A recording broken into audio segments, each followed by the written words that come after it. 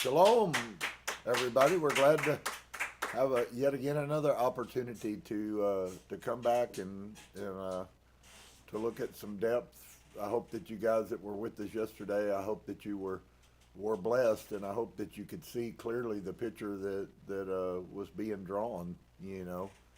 That it really may not be quite so surprising as we think. It just we haven't known to look in the places, and so it's always interesting. It's always an interesting day when you're walking with Yah, because he's all about us learning things. He loves knowledge, and so I'm very thankful that we get a chance to be a blessing or get a blessing from that.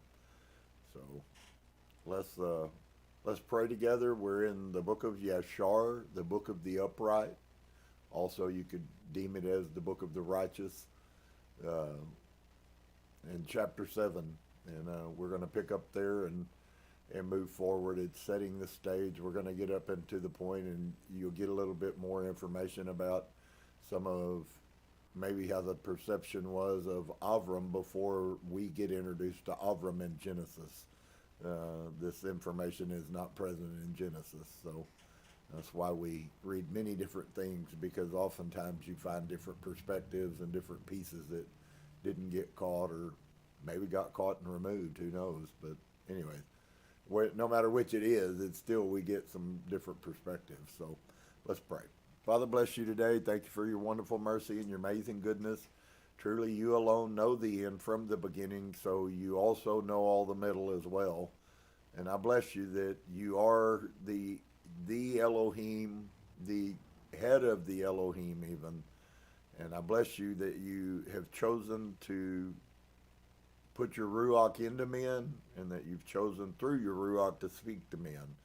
May we have a hunger and a desire to hear you in truth and in righteousness. And so I bless you and I thank you today. Be with us. Help me to be a good carrier, and help people to have their ears open that they might hear. Amen.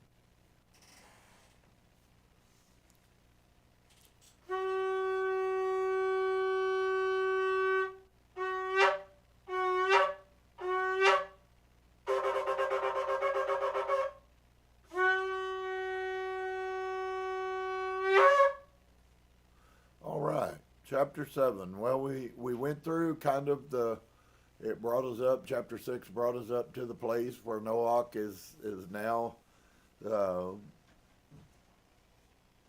he's now out of the ark. They're reestablishing life. He's given the land grants, which, it'd be really a nice deal to have some good ancient maps and be able to sit around a table with a pot of coffee and be able to mark these things out, because I can tell you right now, it would be pretty absolutely crazy if we could mark out all that I've read to you from the genealogies. And you'll see again tonight, there's some really potent things that come up about personages and people's groups and things like that, and lay those things out and see how the world is inhabited and how it was inhabited.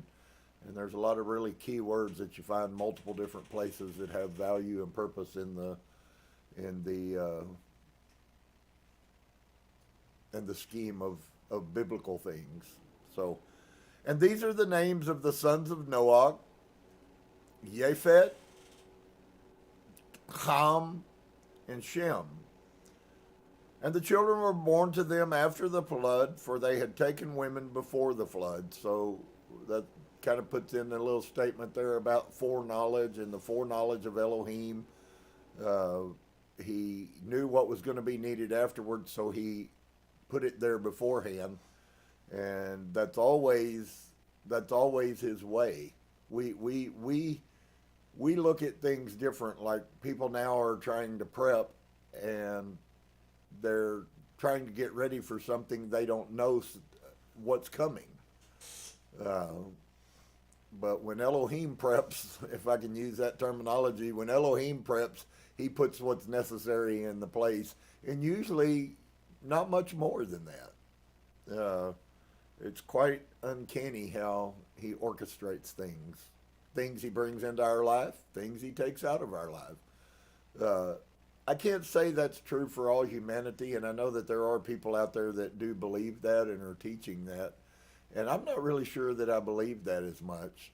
I think that there are times when he puts things even in wicked people's paths, which are for a purpose.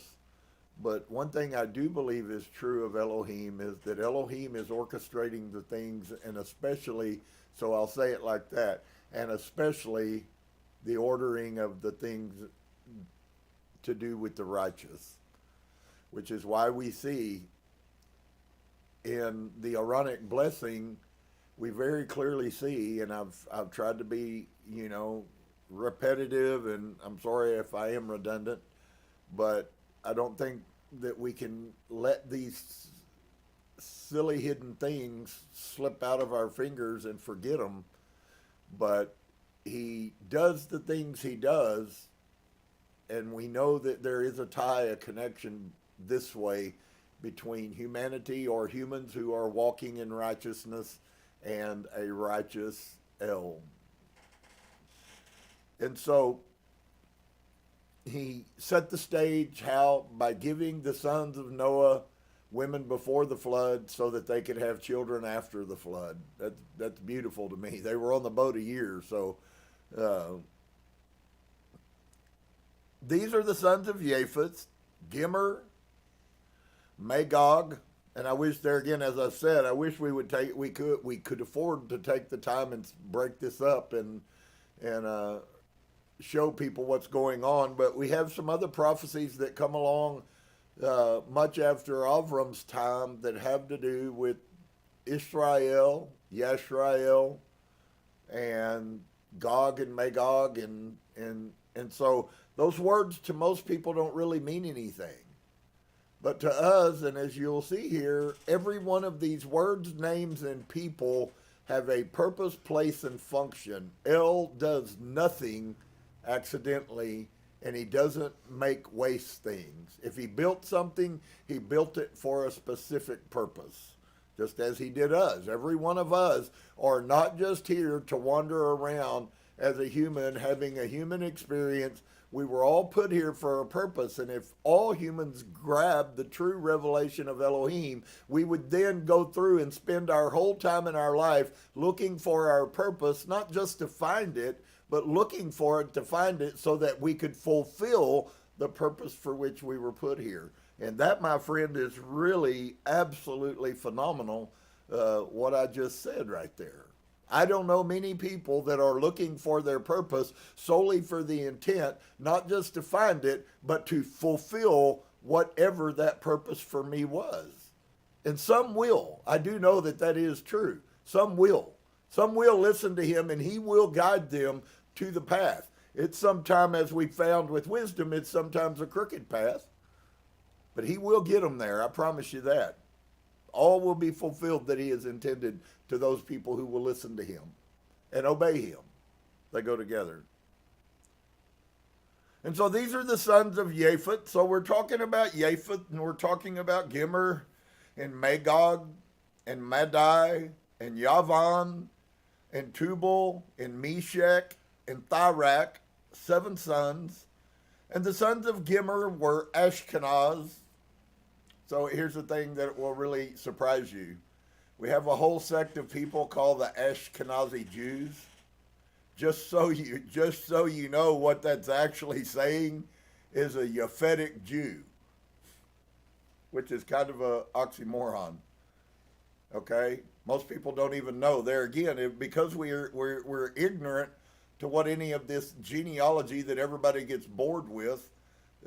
What it is actually even, well, why did they put it in there? Why did we care who Gimmer and Magog was? Because all of those people had a prophetic purpose, just as we have a prophetic purpose, and that prophetic purpose is still functioning and coming through even to this very day, and even to the end, all the way to judgment. There's some things that will happen with people that was spoken of 5,000 years ago that have not happened yet, but they will happen. Just as I am waiting, everybody else is waiting for the temple to be built, and I don't know that I buy into that nonsense anymore. But I will tell you this, the scripture clearly tells us that Damascus is going to be destroyed, and once it is destroyed, it will never be a city again. How do I know that that prophecy is prophetic? Because Damascus, right now, Damascus, Syria, is the oldest city that has existed in the history of humankind, and it has never been destroyed. I don't think those two things are something we should take very lightly. So how about you quit worrying about the mark of the beast and you start paying attention to what the scriptures say, which might actually help you.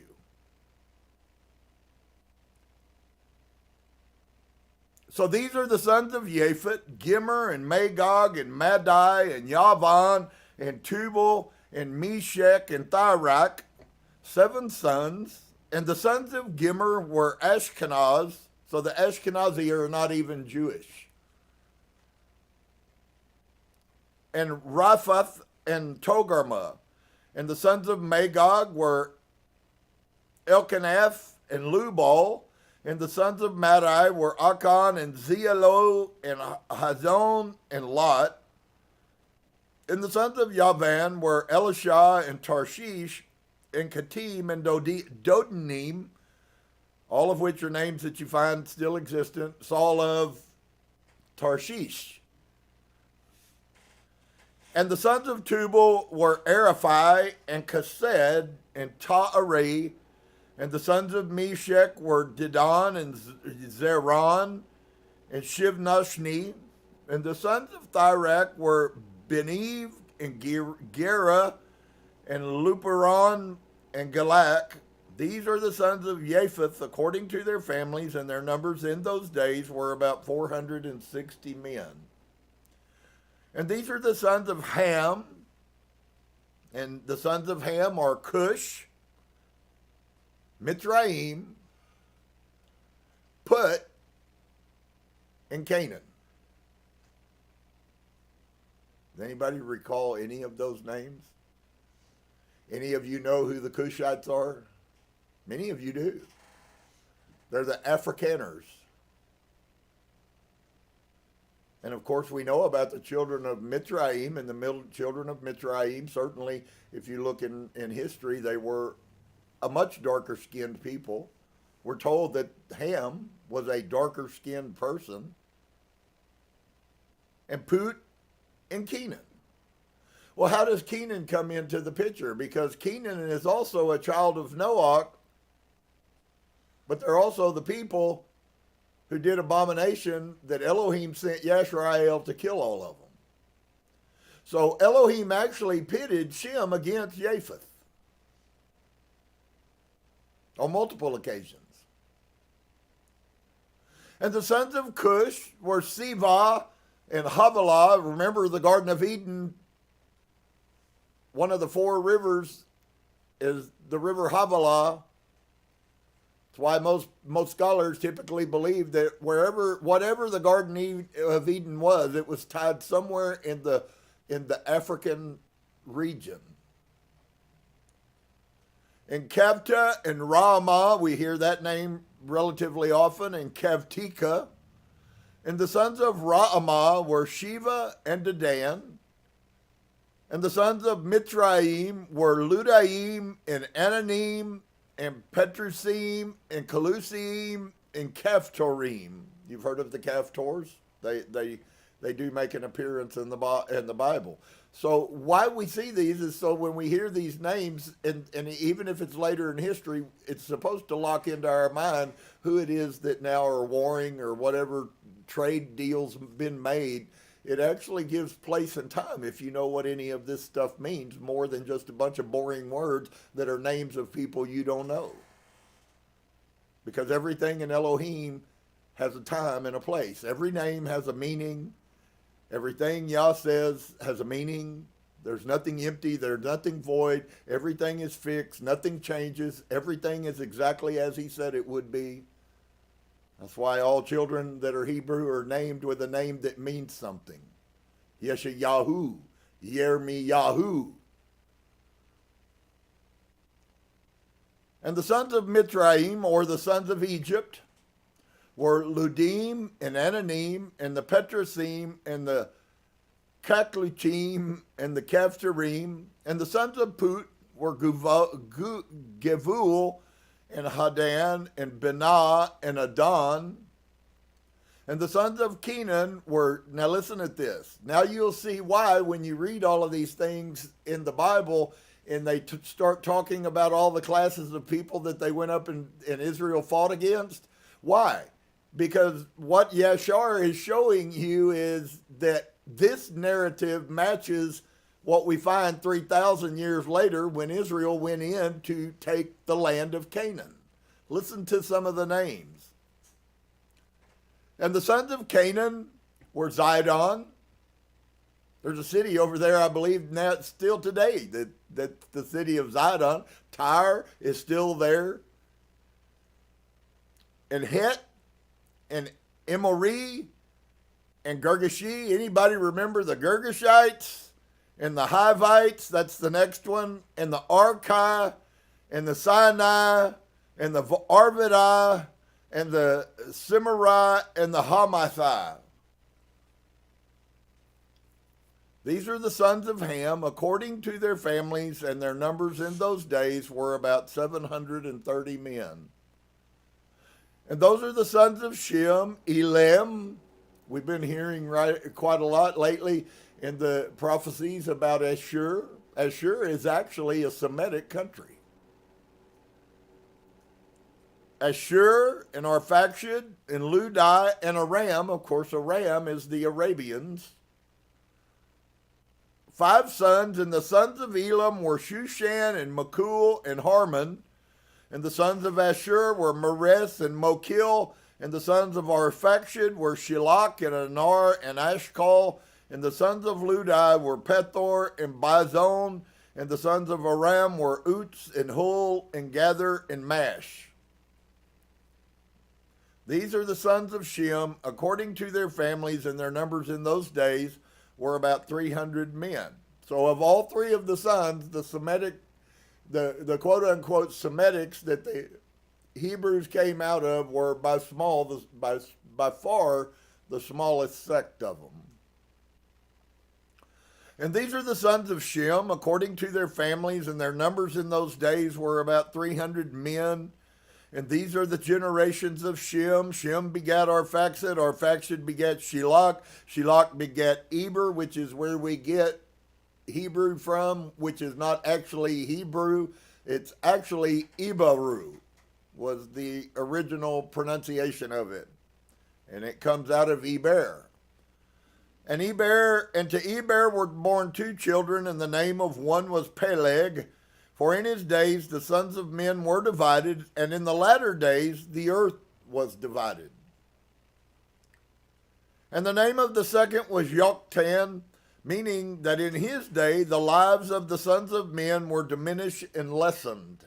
Okay, so we know that there was a time frame when they were taken from living under a heavenly day, if I can use that term, of 1,000 years, and it was diminished all the way down to 120 years, and we watch a natural progression go from there and as we continue on.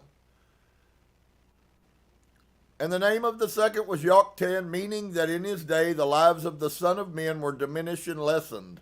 These are the sons of Yoktan: Almodad, Shalef, Hazarmaveth, Yerach, Hadorim, Uzal, and Dikla, and Oval, and Aviamel, and Shiva, and Ophir, and Havilah, and Yovav. And all of these are the sons of Yoktan. And Peleg, his brother, begat Reu. Reu begat Serug. Serug begat Nahor. Nahor begat Terach. And Terach was 38 years old, and he begat Haran and Nahor.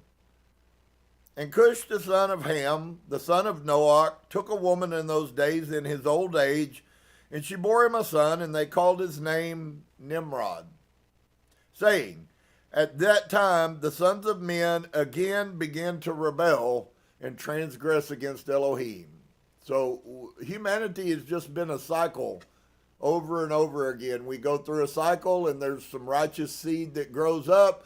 Righteous seed grows up. As long as righteous seed is present, then goodness abounds. Righteous seed diminishes, wicked seed overtakes, and that cycle never stops, and it's never going to stop. It will continue until Judgment Day. And they transgressed against Elohim, and the child grew up, and his father loved him exceedingly, for he was the son of his old age. And the garments of skin which Elohim made for Adam and his woman when they went out of the garden were given to Cush. How many of you remember the old Tarzan movies? What were the people in the jungle and deserts, what were they wearing? They were wearing skins. Very, very problematic for somebody who doesn't see the line that gets extended here. And the garments were given to Hanuk. I'm sorrowful, for after the death of Adam and Huah, the garments were given to Hanuk, the son of Yered. And when Hanuk was taken up to Elohim, he gave them to Methuselah, his son. And at the death of Methuselah, Noah took them and brought them to the ark, and they were with him until he went out of the ark. And in the going out, Ham stole these garments from Noah, his father.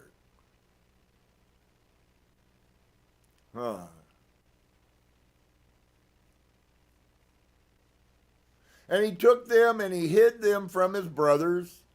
And when Ham begat his firstborn Cush, he gave him the garments in secret, and they were with Cush many days. And Cush also concealed them from his sons and his brothers. And when Cush had begotten Nimrod, he gave him those garments through his love for him. And Nimrod grew up, and when he was 20 years old, he put on these garments. And Nimrod became strong when he put on the garments. There may be some significances in there that you might want to ponder. It's funny how many, everything from Christian preachers to scholars I hear, bad mouthing all of these things, and yet here we find that the garments that Elohim created out of skins seemingly had some kind of a supernatural effect. Nobody after Adam wore those garments until they got to Nimrod. So really, to be quite honest with you, it's highly possible that Noah did not even have a clue that those robes, he kept them because they were Adam's. And maybe he did know, maybe he had been told by his forefathers about the power and the strength and that came out of. Why? Because Elohim created them, I'm suspecting. We don't really know. I haven't seen any text that says, and Noah knew that the clothes were going to make Nimrod strong. I haven't read that. But Cush also concealed them from his sons and brothers. When Cush had begotten Nimrod, he gave him those garments through his love for him. And Nimrod grew up, and when he was 20 years old, he put on those garments. And Nimrod became strong when he put on the garments, and Elohim gave him might and strength, and he was a mighty hunter in the earth. Yea, he was a mighty hunter in the field, and he hunted the animals, and he built altars, and he offered animals upon them before Yehovah. Okay? Of course, you don't see that there's any commandment tied anywhere to this. It says that he did this act. There's nothing that would tell you that's what Elohim wanted. Okay? It just says that this is what Nimrod did. Well, if we can continue on with who Nimrod is and who Nimrod becomes, I've even heard scholars say, well, somehow Nimrod figured he was a great mighty man. Supposedly he was big like a Nephilim, but he was a human. And I now don't think it's all that far-fetched that Nimrod did possess some kind of supernatural power. We were just told that when he put the clothes on, Elohim had empowered them to make him stronger. So if there was a genetic modification that went on, Elohim did that genetic modification. And Nimrod became strong when he put on the garments. Has there ever been any time when we've seen another story where somebody had something specific that they were to do that gave them great strength? Sure there was. I suspect maybe had he taken these garments off, he would have lost his strength. Very similar to the person in which I'm referring. Most of you probably know who that is. And Nimrod became strong when he put on the garments, and Elohim gave him might and strength. So I want you to see this, folks. This guy is empowered by Elohim. He's got the anointing. He's got the real deal. So much so that he became strong. And Elohim gave him might and strength. And he was a mighty hunter in the earth. Yea, he was a mighty hunter in the field. And he hunted the animals, and he built the altars, and he offered upon them the animals before Yehovah. And Nimrod strengthened himself, and he rose up from amongst his brethren, and he fought the battles of his brethren against all their enemies round about. And Yehovah delivered all the enemies of his brethren in his hands, and Elohim prospered him from time to time in his battles, and he reigned upon earth. Therefore it became current in those days, when a man ushered forth those that he had trained up for battle, he would say to them, like Elohim did to Nimrod, who was a mighty hunter in the earth, and who succeeded in battles that prevailed against his brethren, that he delivered them from the hands of their enemies, so may Elohim strengthen us and deliver us this day. And when Nimrod was 40 years old at that time, there was a war between his brethren and the children of Japheth, that they were in power of their enemies. And Nimrod went forth at that time, and he assembled all the sons of Cush and their families, about 460 men, and he hired also from some of his friends and acquaintances about 80 men, and he gave them their hire, and he went with them to the battle. And when he was on the road, Nimrod strengthened the hearts of the people that went with him. And he said to them, do not fear, neither be alarmed, for all of our enemies will be delivered into our hands, and that you may do with them as you please.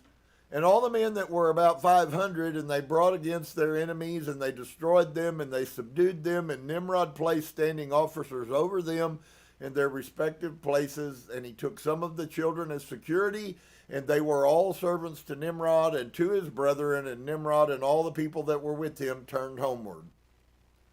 And when Nimrod had joyfully returned from battle after having conquered his enemies, all of his brethren, together with those who knew him before, assembled to make him king over them, and they placed the regal crown upon his head. And he set over his subjects and people, princes and judges and rulers, as is the custom amongst kings.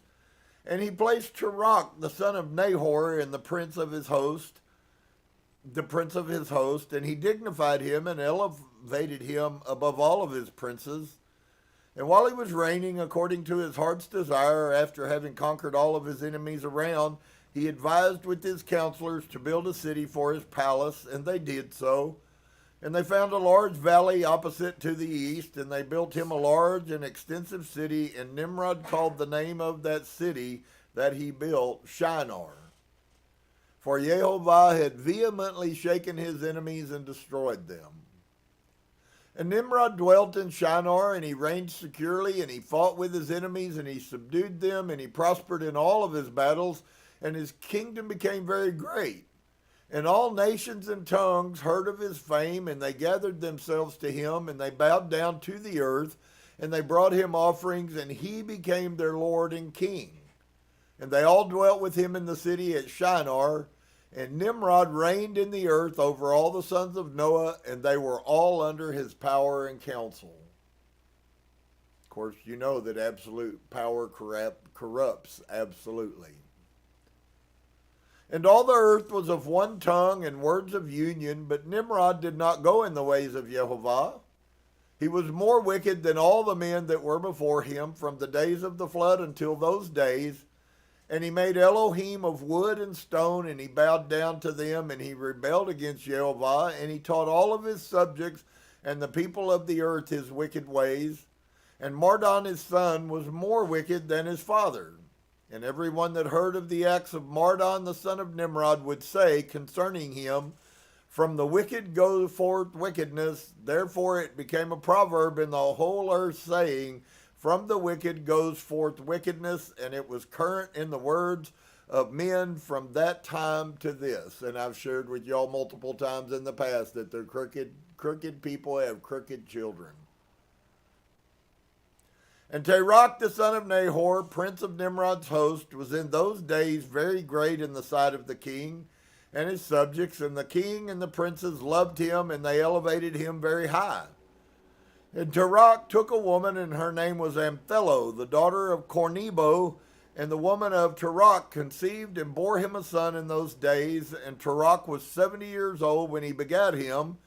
And Terach called the name of his son that was born to him Avram, because the king had raised him in those days and dignified him above all of his princes that were with him. So thus the stage is set for us about what is to come and what is to come. Well, there's a whole host of things that we can see. We see that Elohim, so here's some principles right off. The proverb that says that the wicked come from wicked is not something that is engraved in stone. Now, we don't necessarily know that Terach was wicked. We do know, according to other texts, that Terach was a priest of false mighty ones. I suspect since Nimrod is building and carving idols of wood and stone, and Terach we already know was a priest, then it would kind of be like Nimrod elevated him to be what you might call high priest. There's another principle that hides in there that tied with the first that I shared. Avram came from a high priest, and yet Avram, when given an opportunity to make a decision, he decided against not only Nimrod, he decided against his own father. So, wow, there's so much that is kind of being released right now in the cosmos. When you hear somebody rightly talking that says someone is a chosen one, friend, that's a little bit more than what you have a clue of. It's not accidental. Everybody is not chosen. I'm sorrowful. It's not the truth. There are specific people that Elohim deems worthy that he empowers and puts on this earth. Usually they are very punished. They are very put on. They are very disrespected. There's a whole list of things that goes with being a chosen one. And of course, we're going to find out that that's very much true. Of Avram, from the other stories that I've shared with you guys over the last, if nothing else, 9 years, because we've read a lot of documents that maybe people that might come and see us now don't have any clue of, which is the real problem. How do you have a conversation when you're 30 years into something and all the research and study that we've done? How do you give that to somebody in a conversation?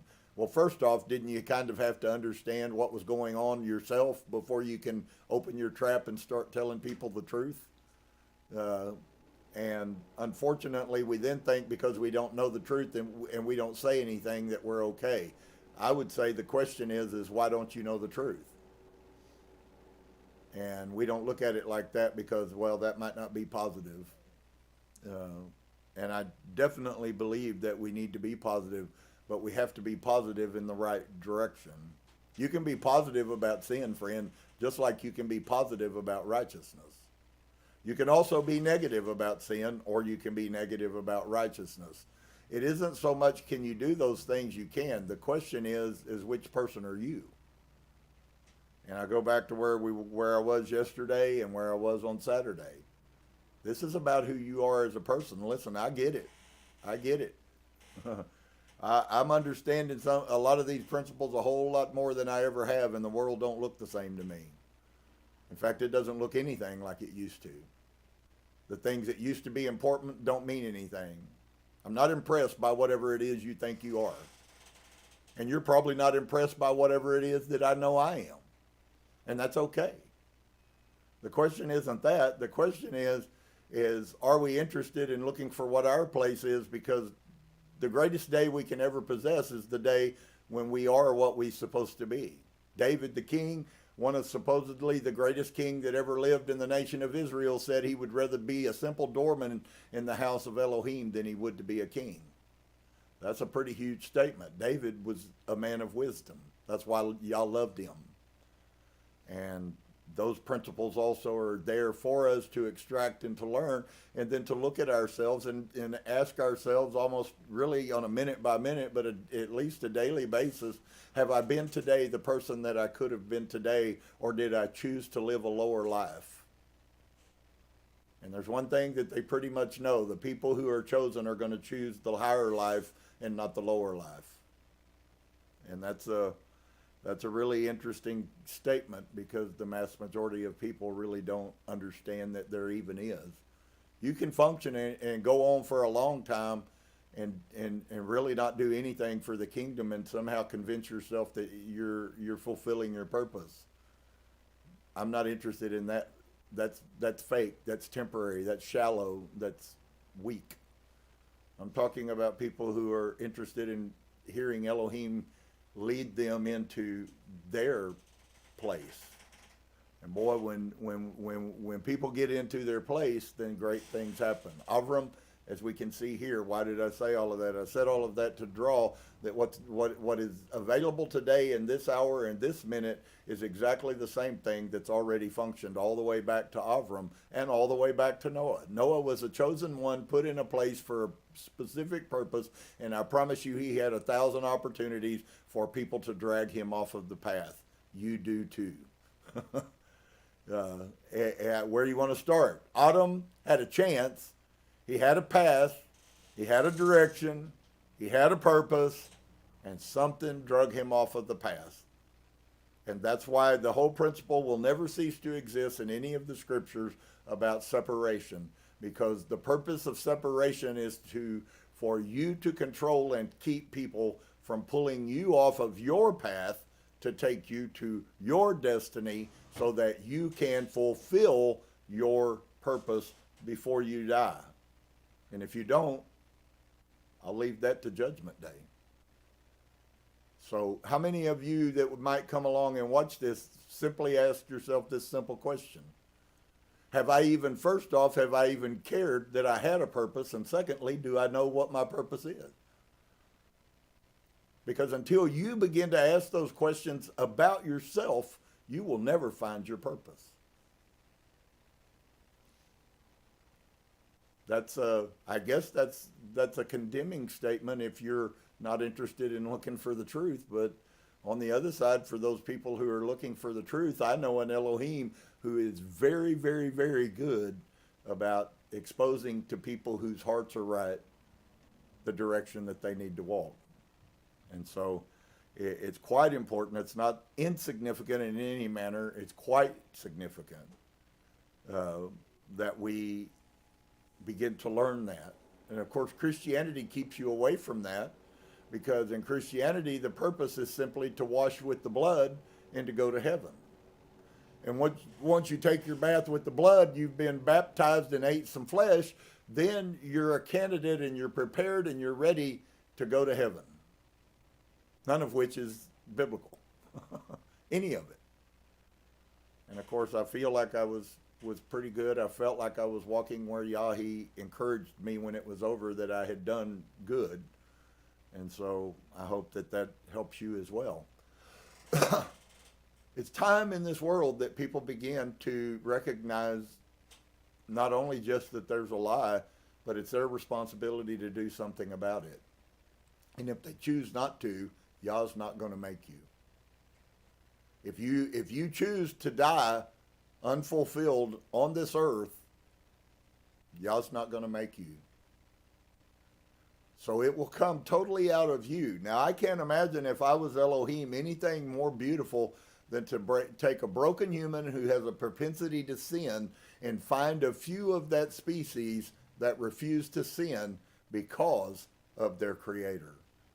You guys understand that's what it's about. I said in the past, even as a Christian, that I got it. The whole thing about God is nothing. And of course, I'm from Texas, so I've grown up around cattle and animals. And what's so amazing about that is totally, as far as animals go, we totally understand culling operations.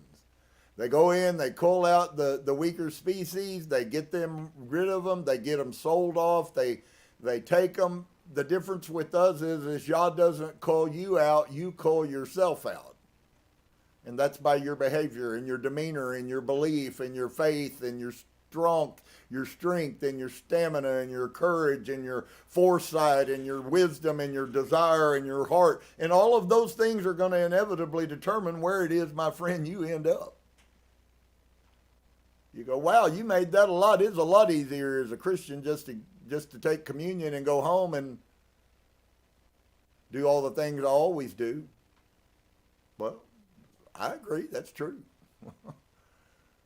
But I also know that the end of that path is destruction. And so if all you wanted was destruction, well then that's all you needed was a sip of blood and a bite of arm. But for those of you, I'm speaking to those who have a heart. I'm really not all that interested or hung up on speaking to those who don't want to know the truth. Encountered one today, and he was very offended. I'm sorrowful you got offended, but just because you don't like the truth isn't cause for me to be concerned about your offense. I didn't offend you. You chose to take offense. The words I said, I can prove. And when asked that question, then all of a sudden, I don't want to talk no more. Prove what you've told me. And he can't. Why? Because it's not the truth. You can't prove the truth. I've shown you. There is no new covenant, friend. If you believe that nonsense, that we're living in the new covenant, I'm sorrowful at this point. You know, I hope you have time to find your way out of that bag, but it's an ugly thing. There is no new covenant that has happened yet. There is one that is coming, and it's going to be tied to the judgment.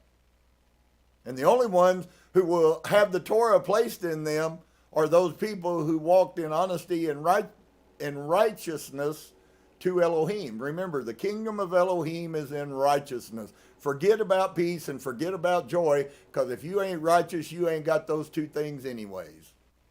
Bottom line, we need to focus on what's important. And what's important is you walking righteously. Today, did you do what's right?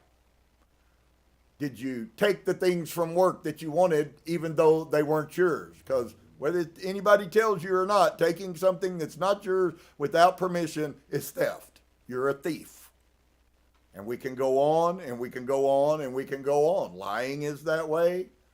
And on and on and on. And unfortunately for us humans, all of us, you know, I used to be the world's worst about going in an auto parts store and they got a cup of pins there, grabbing a handful of pins. And when I understood that they put them out there for people to use, but then I realized, well, you know, I don't really have to steal. All I have to do is ask the guy behind the counter, you mind if I have a handful of these? And almost across the board, 100%, I've always had somebody tell me, well, sure, take a handful. That's what they're there for. So did I then have to walk with a conscience because I took these pins? No, I took them and put them in the car because everything was cool. So Robert Eisenman hit it. If y'all don't know who he is, you should get his book. All of his books on the Dead Sea Scrolls and James. You would be really amazed, because the bottom line of the whole facet, and I really have hit on it, it is the message Elohim has desired since the beginning of time for me to preach to this generation in this time, and that message is righteousness. And we like to plead stupid and say that we don't know that we were unrighteous. I'm beginning to believe that's not true at all. In fact, I think we do absolutely know when we do unrighteousness, we just don't care enough to stop ourselves. And that's me too. So please, I'm not speaking to anybody. I think that's a human thing. The difference is the humans who don't do it and the humans who do it. And so that's the part where you have free choice. You can do right right? Or you can choose to do unrighteousness. And I hope that you'll choose. And if you've never heard this message before, maybe you should think about it and listen to it multiple times.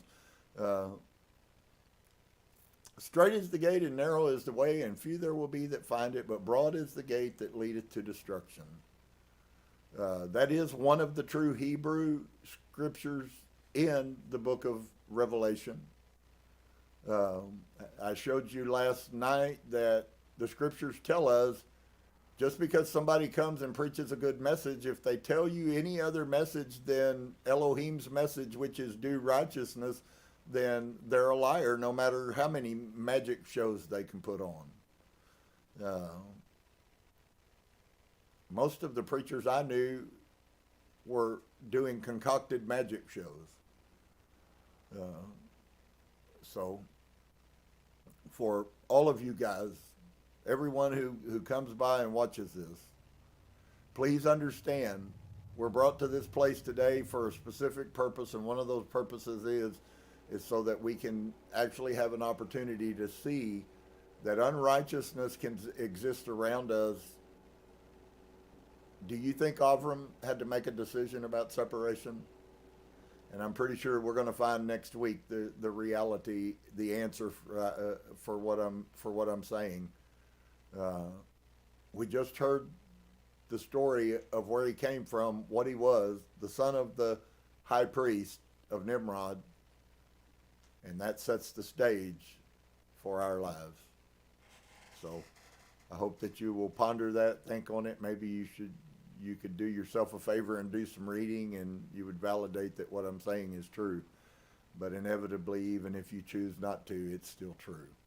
So shalom to each and every one of you. I hope you have an amazing, wonderful week. I hope that you experience all that Yah has. We're going to be back on Shabbat at 2 o'clock, and we're going to glorify Yah some more, and we're going to look yet again at more scriptures, and the principles to help you walk according to the path are going to be there, but it's up to you to do something with them. And so shalom to you guys, and till we see you then. I'd also like to thank all of you people that do so to help me survive. Bless you. I appreciate it. Fully it is a blessing, and so anyways, just thank you. So let's pray. Father, bless you today. Thank you for your wonderful mercy, your amazing goodness. Thank you for all of these words that we read that set the stage about a whole bunch of different situations that we encounter in our everyday life. If we could dare to open our eyes and our minds and look in the mirror at ourselves, we would see that we also, just as Avram will encounter, have a society not that far from Nimrod's at all. And so I bless you and I thank you.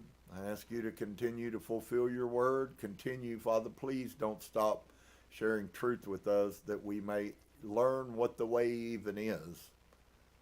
And I know you won't. I thank you for it. Amen. Brother Dave.